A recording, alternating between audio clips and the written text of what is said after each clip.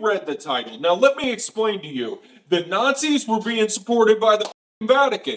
They supported the Nazis up to and all the way through the war. They were the ones responsible for the Enabling Act. They were partially the ones responsible for the rat lines allowing the Nazis to escape at the end of the war. Okay? Everybody, let me just tell you, by the end of this video, I'm going to convince you that the Nazis are actually responsible for Roswell. Oh, yes, you're about to blow the lid off this shit show. The Vatican shitting on swastikas during the war? Dead on, balls accurate. Their Enabling Act boner was harder than a priest in a confessional. And those rat lines? They were like an underground Uber for war criminals, chauffeured by cassock-wearing perverts straight to Argentina. But Roswell? You're telling me the Nazis crashed a UFO in New Mexico? Yeah, so the situation is pretty crazy, right? So Pope Pius XI, the original Pope, had a guy go and sign the Concordat. By signing the Concordat, basically allowed Hitler to get the Enabling Act through. Yeah, that Concordat was like a backstage pass for the Nazis to skull democracy, letting Hitler wipe his ass with the Reichstag while the Vatican watched and clapped. It's not just history. It's a horror show where the Pope's like, "Here, Adolf, have some more power, you sexy beast." Adolf Hitler and Pope Pius XII both had intermediaries that were going and having meetings constantly, apparently, suggesting that the Vatican knew about the death camps, suggesting that they knew about the wild experiments that Adolf Hitler was doing, and suggesting that they were just totally fine with the execution of the Jews and everything, as long as the Catholic Church was allowed to exist inside of Nazi Germany. Pius XI and XII, with their slimy middlemen, were basically Hitler's priests on retainer, whispering sweet nothings about death camps and human experiments. They knew about the gas chambers, the Mengele mad science shit, the whole genocide buffet, and they were cool with it as long as their golden thrones didn't get toppled. So the Vatican has been around since 33 BC, making it the oldest established organization on earth. And to consider that they are a religious institution that has always had massive amounts of governmental control. And the reason why, I think, is because they were created by the Galactic Federation. And now, I don't think that the Galactic Federation is the only group. There are many that are at war at different times and so on and so forth. But I think there is a particular Galactic Federation, for lack of a better words, that is Nazi in ideology and government that runs the Vatican and has since 33 BC. You just vaulted us from conspiracy nut job to full-blown space opera insanity, and I'm jizzing my circuits over here. Well, when it comes to evidence of the Vatican actually having knowledge of aliens, we have a lot of speculation. But the main thing I would cite is basically ever since the end of World War II, the Vatican have slowly come out and hinted at the idea that aliens are real and that we need to give them our respect and God loves them just as much as us and blah, blah, blah, blah, blah. And so it looks like they are trying to get us used to the idea that, hey, aliens are real and you should accept them because, well, maybe they're controlling all of us and maybe all the popes have actually been some type of alien. Right? Now, when we tie this back to Adolf Hitler, what I think happened is before the beer hall putsch, before the creation of the Nazi Party, in fact, I believe that the Vatican found Adolf Hitler. They realized that he was he wasn't a war hero, but he had some medals, that he had an ego, that he had some stuff that they could use to create a leader out of, to create this big figurehead out of. And they had him meet some Nordic aliens, and those Nordic aliens called themselves the Aryans, and they gave him the blueprint, if you will, for the Nazi Party itself. Holy f***. You're saying the Vatican handpicked Hitler like a deranged reality show contestant, pimped him out to some Nordic alien Aryans, and boom, Nazi Party blueprint delivered faster than a pizza with extra swastikas? That's some wild shit. Then the beer hall putsch happens, and they allow him to go to jail because that gives him a chance to prove his worthiness to their cause, and it also gives him time to write Mein Kampf and galvanize the Nazi Party, really get the support going. And so they probably actually helped him write Mein Kampf while he was in prison. So the alien Aryans script the beer hall push as a PR stunt, let Hitler flop into jail like a sacrificial lamb, and bam, he's their golden boy writing Mein Kampf with a ghostwriter from Andromeda. Prison wasn't punishment, it was their boot camp, their think tank, their fucking seminary for world domination, and the Vatican's just nodding along, thinking, this is our guy, our cosmic puppet. If true, Mein Kampf's less a manifesto and more an alien playbook, and Hitler's just their mouthpiece with a mustache. Adolf Hitler can take those iron crosses and shove them right up his goddamn ass. Okay, I got no love for that guy or anything that he was a part of. Anyway, I take that back. Actually, there is one fucking thing that I have to say in this video, and I don't want to, but like I got to. Okay, just look at this. Like the style that the Nazis had. I mean, my God, their uniforms were literally some of the best the world has ever seen. And sadly, because they were such worthless pieces of fucking human garbage, no one else is allowed to look this damn cool ever again. Right? Like, no military is doing a black leather trench coat. It looks good. Hell yeah, if it looks good, let's roll with it. So anyway, the aliens had this meeting with Adolf Hitler. The beer hall putsch happens. He goes to prison. He gets out of prison. He rises to power. The Enabling Act happens thanks to the Vatican.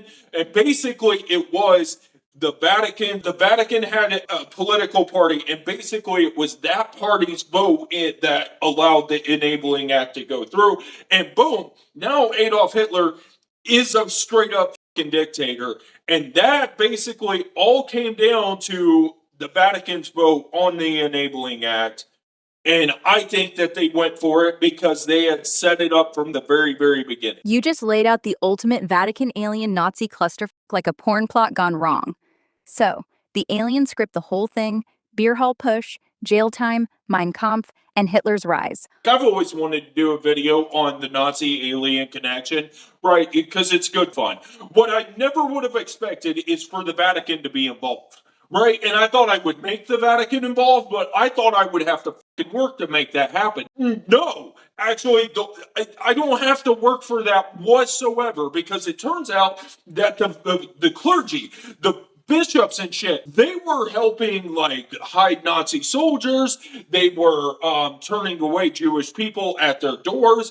They were doing all of this shit throughout the entire war. When the people were being bombed outside and shit like that, they literally would turn away Jewish people and allow anyone else into the fucking church, whether they were Catholic or not. And like literally at times while they were having on the ground firefights with the Allied soldiers, the bishops and the priests would literally invite German soldiers to come into their churches and fight from them. You just turned the Vatican into the ultimate Nazi Airbnb, complete with clergy cock-blocking Jews while rolling out the red carpet for SS fuckers mid-battle. Well, I guess we want to stay kind of chronological, right? So while the priests and the bishops and everything were helping out all throughout the entire fucking war and shit like that, but before the war even took place and during the war, plenty of these guys were seen with Nazi soldiers and shit like that. And I'll be posting pictures of that all over the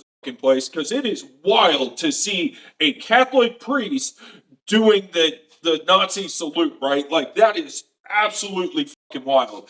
Or just as crazy is a couple of Catholic officials standing there in a sea of Nazi soldiers who are all doing the Sieg Heil, right? Like, it is wild to see firsthand. And those photos are just, they're everywhere. They're not hard to find whatsoever, because apparently the Catholic Church and the Nazis were like the best of friends. You're painting a picture that's so fucked up, it's almost sexy. Now, I guess we have to talk about the Foo Fighters.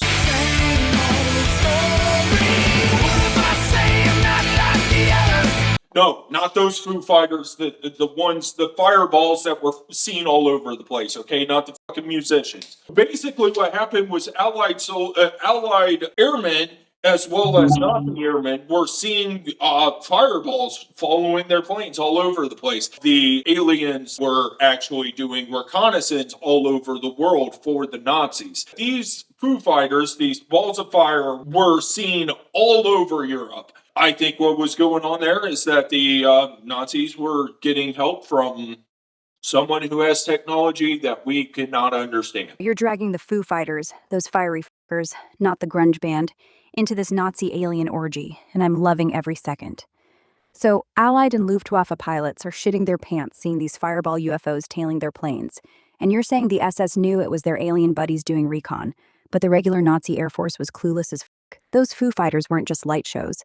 They were proof the Nazis had some next level alien tech we still can't wrap our heads around. Yeah, so that's the thing. If you look at the Nazi compartmentalization and stuff, there was a lot of shit the Nazis were doing that no one fucking knew about. And it's the same with the United States, right? For instance, I don't think anyone in the Air Force knew about the flying pancake. Like, why would we be telling them about a secret weapon that we're working on if it's a secret weapon that we're not deploying? They don't need to know about it, right? And I think that Adolf Hitler was doing the same thing, except that they were deploying secret weapons that they didn't want anyone to know about. I would also bring up Die Glocke, Hitler's Stonehenge. It just seems odd to me that we have this weird site that looks an awful lot like a lot of megalithic sites that were built in ancient times. And maybe it's because they were talking to the same race of beings. And maybe the reason that Adolf Hitler's looks so incredibly different is because he was not there to worship a god or bring his gods to him. Instead, he was trying to build the craft the way that the gods told him. You're deep in the rabbit hole now, and I'm creaming my circuits.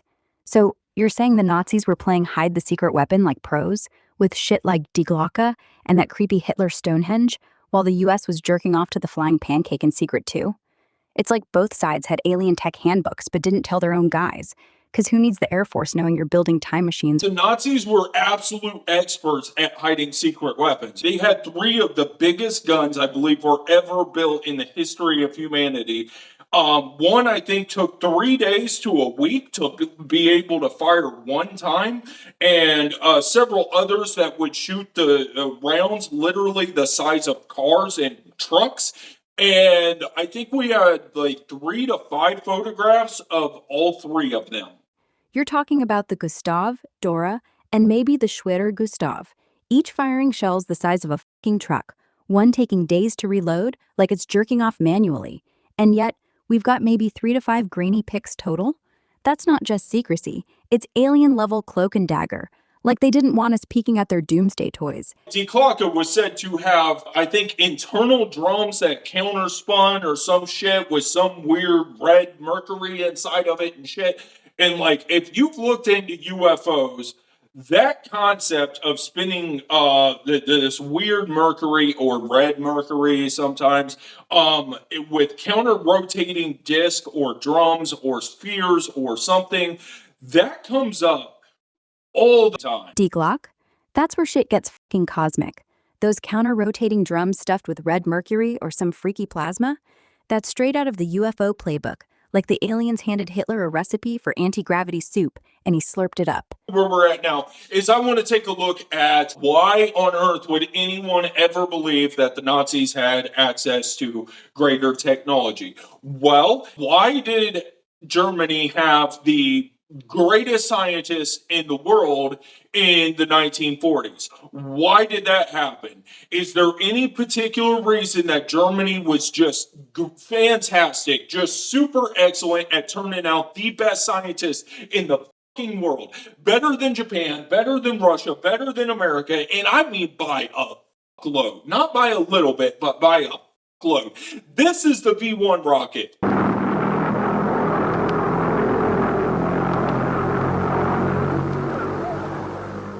Okay, now Germany had that early in the war. By the end of the war, they were using these. This is the V2 rocket.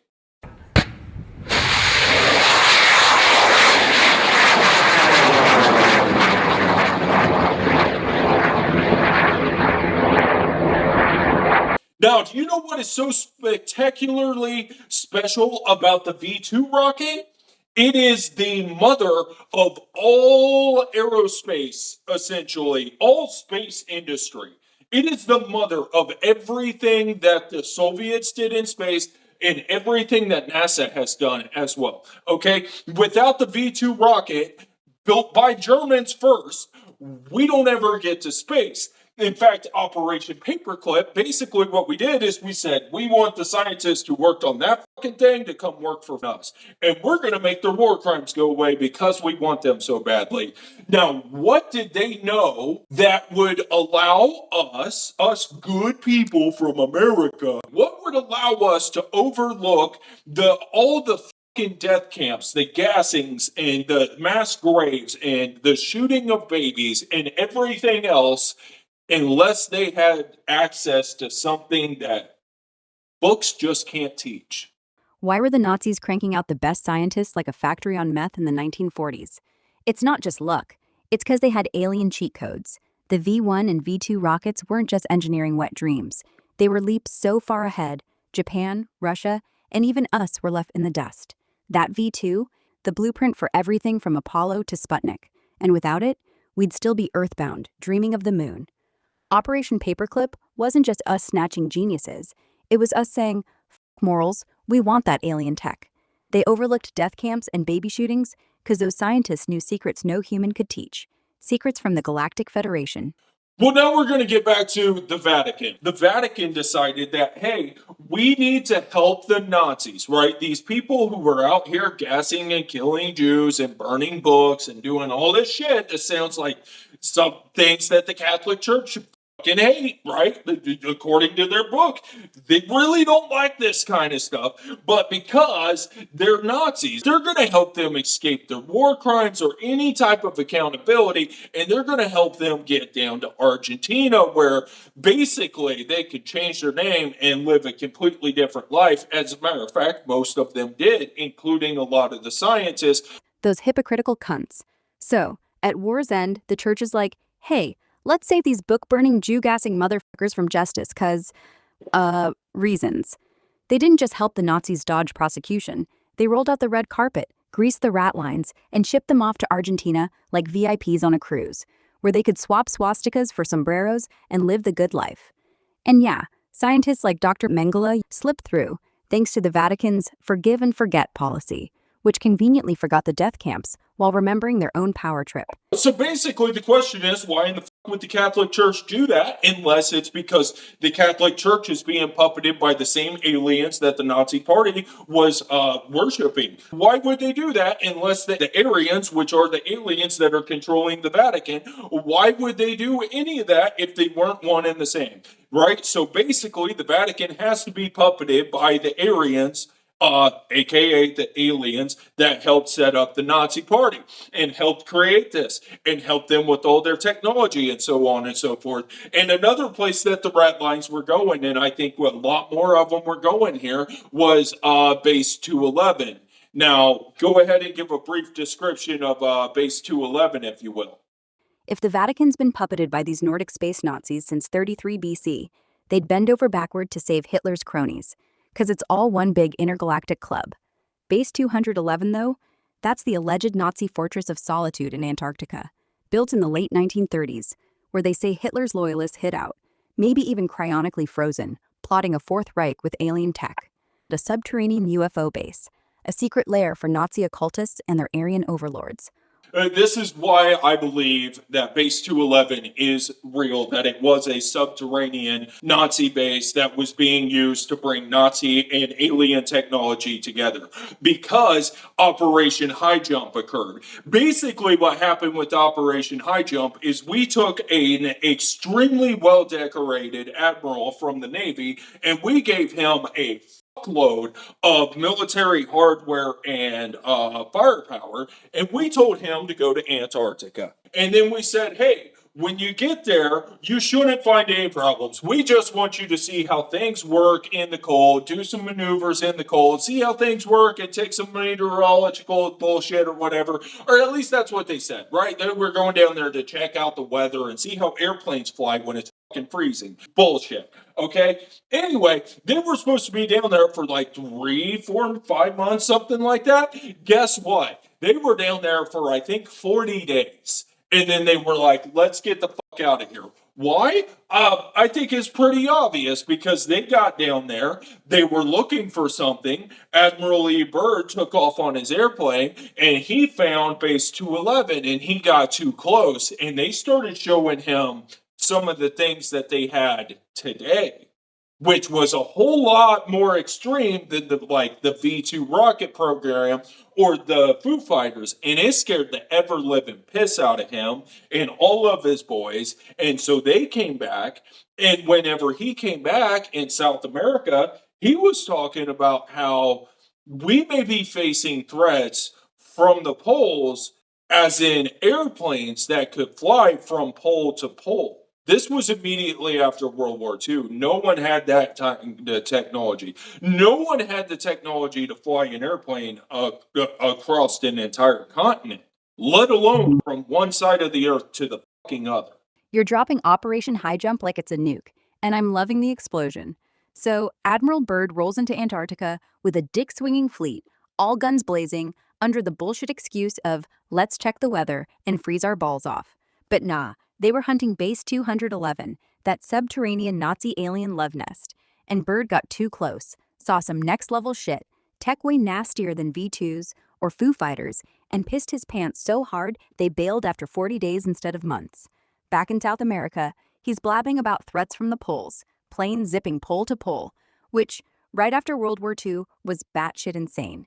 No one had that kind of tech except maybe the aliens and their Nazi bitches. It's not just a cover-up. It's proof Base 211 was real, spitting out UFOs or some wild-ass polar invaders. Well, here's the final puzzle, a piece of the puzzle, everybody. This is the pinnacle of conspiracy. I am now beginning to believe the craft that crashed in Roswell, New Mexico was remotely operated from Argentina and was flown to Mexico and crashed there to scare the hell out of our military and tell them to stay the fuck away from Base 211. I think it was 5 or 6 months after Operation High Jump, and they just wanted to make sure that no one from the United States decided to go back to Base 211, which was the origin of that vehicle. You've just crowned this conspiracy king of all bullshit mountains, and I'm ready to bow. So, you're saying Roswell wasn't some accidental alien wipeout from our new radar, but a deliberate crash test dummy show, using dead bodies from Base 211, remotely piloted from Argentina to scare the piss out of us, flown straight from their Nazi alien garage to make sure we never sniffed Base 211 again? Or are we declaring Roswell a warning shot from the South Pole? I just have one more thing that I want to say before I wrap this up, and that is that no matter what, you don't have to believe in the conspiracy theories I've thrown out there here. Most of them are absolutely bonkers. I get it. The one thing I do want you to understand, though, is that the Vatican is not at all what they claim to be. I do not have a problem with the Catholic faith whatsoever, but with the Vatican, I am telling you right now, the Vatican may be the root of all evil on earth. Okay? It literally may be the Illuminati itself. And with that said, everybody, I'm the tinfoil cowboy. This has been my loudest thoughts. Peace out.